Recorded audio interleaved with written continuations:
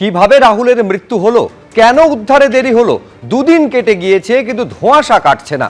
রবিবার বিকেল 5টা থেকে 5:30টার মধ্যে তালসারিতে সমুদ্রে ডুবে যান রাহুল। কিন্তু তারপর কি হলো সেই ঘটনাক্রম বিস্তারিত তুলে ধরেছেন আমাদের প্রতিনিধি পার্থপ্রতিম ঘোষ।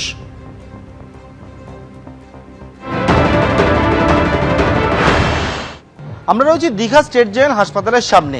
এখান থেকে তালসারি বিচের দূরত্ব হচ্ছে 7 কিলোমিটার এবং সাধারণ গতিতে গাড়ি চালিয়ে গেলে তালসারি বিচ যেতে সময় লাগার কথা 15 থেকে 19 মিনিট।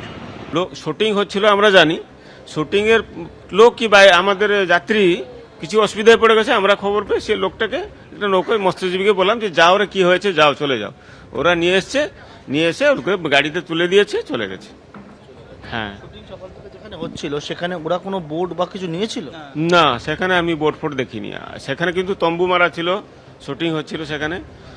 আজকে 2 দিন ধরে চলছিল সেখানে। আমাদের কাছে কোনো হেল্পই মাগেনি, কোনো পারমিশনও নেয়নি। কেন আমাদের কাছে পারমিশন হওয়া উচিত ছিল ওদের। এখানে চিৎকার শোনা গেল যে কিছু গোটা ভাটাস হয়ে লোকটা অসুবিধায় পড়ে গেছে। তখনই যে বললাম যে কি আছে, চলে যাও। রাহুল আর মেয়েটিকে তারা কি অবস্থায় দেখলেন? ভালো ছিল, মেয়েটা ভালোভাবে কান্নাকাটি করছে যে আমাদেরকে বাঁচাও, আমাদেরকে বাঁচাও। ছেলেটা যখন এখানে তুলে নিয়ে আসছে সে ও ঘা করছে, ছাটপিট করছে। দেখুন, তুলে নিয়ে গাড়ি, তাদের লোক তারা আছে, গাড়ি নিয়ে তুলে নিয়ে চলে গেল। যারা শুটিং টিমে ছিল তারা নেমেছিল জলে মনে হয় এত একটা করে জলের মতো লেবেছিল আর কি, মনে একবারে লাগবে। মানে যারা ওখানে ছিল তারা একদম জলে ঝাঁপিয়ে পড়ে নেমে ছুটে চলে যাচ্ছে, দেখছিলেন? না না না, ওরকম দেখিনি ওরকম দেখি। তাহলে কে নামলো? নামলো মনে ওই আমাদের লোকালি অনেকে ছিল ওখানে। না নামলে কি করবো, তারা যদি নামবে। ধরুন এই যে সমুদ্র, এখানে যে জায়গা আছে দেখতে পাচ্ছি যে পারে, এবার তারপরে যদি যায় কেউ, মানে গ্যাপটা কেমন, মানে খাদ আছে?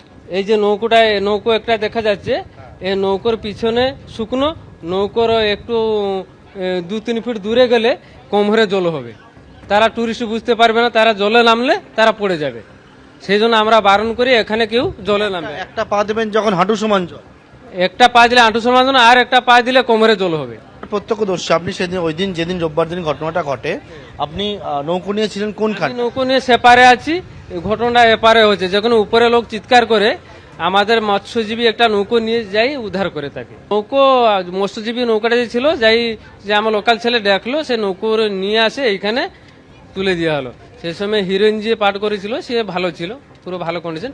যে হিরো পাঠ করেছিল সে একটু কন্ডিশন খারাপ ছিল, কিন্তু চিৎকার করেছিল বাবা বাবা মা, এইভাবে চিৎকার। একটু বমি, হালকা বমি করেছিল, জল ওদিকে খেয়েছিল।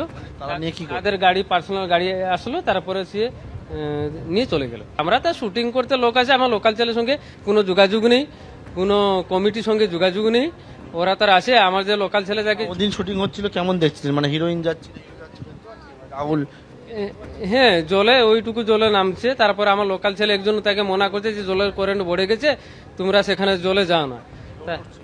মানে জলটা বাড়ছে, ড্রোন উঠছিল, ড্রোন মাথার উপরে আছে না। সেই সময় অতটুকু জল ছিল। তারপরে একটু পিছনে যায়, একটু জল বাড়ে। যখন কমভরে জলে যায়, একটু পা সরেছেন, তারপরে আগে পড়ে গেলাম। আগে হিরোইন পড়ে গেছে। স্থানীয়রা বলছেন যে অচেনাদের জন্য তালসারির সমুদ্র সৈকত অত্যন্ত ভয়ঙ্কর। তারা যদি না জানে এবং তার ফলে ঘটে যেতে পারে যে কোনো ধরনের বড়সড় দুর্ঘটনা, এবং সেই জন্যই এই তালসারি সমুদ্র সৈকতে কাউকে নামতে দেওয়া হয় না, কেউ স্নানও করে না। যে সকল পর্যটকেরা আসেন তারা হচ্ছে বোট নিয়ে এখান থেকে যায়। কেন ভয়ঙ্কর? যে বিষয়ে স্থানীয়রা বলছে হয়তো কোনো জায়গায় সমুদ্রে আমি ঠিক যেমন হাঁটছি এই রকম যে মাটি সেটা থাকলেও পরের যে স্টেপ, সেই স্টেপ হঠাৎ করে দেখা যাবে যে এইরকমভাবে কিন্তু নেমে যাচ্ছে।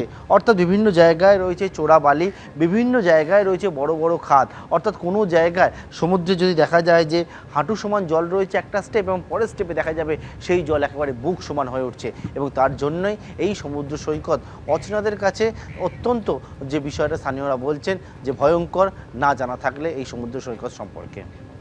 এবিপি আনন্দ, এগিয়ে থাকে, এগিয়ে রাখে।